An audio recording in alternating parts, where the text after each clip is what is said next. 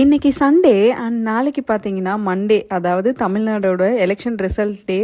இந்த நாளுக்காக எவ்வளோ டேஸ் நம்ம எல்லாரும் வெயிட் பண்ணியிருப்போன்றது தெரியும். ஸோ இன்னைக்கு மார்னிங் நான் எழுந்த உடனே நாளைக்கு மார்னிங் எப்படா வரும் அப்படின்ற மாதிரி தான் இருந்துச்சு என் மைண்ட் செட். ஸோ நான் என்னோட ஒர்க் அவுட்ஸ் எல்லாமே வீட்டில் தான் நான் பண்ணுறேன். ஜிம் எல்லாம் நான் போகலங்க.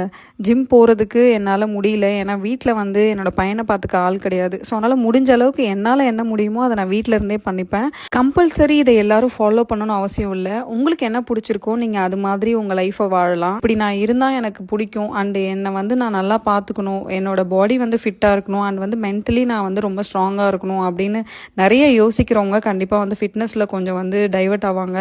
அது ஏன் அப்படின்னு பார்த்தீங்கன்னா, பாடியை எப்போவுமே அது கொஞ்சம் ஆக்டிவாக வச்சுக்கும் அண்டு லேசினஸ் இல்லாமல் நம்மளால் கொஞ்சம் ஃபாஸ்ட்டாக வீட்டில் எல்லா வேலையும் பண்ண முடியும்.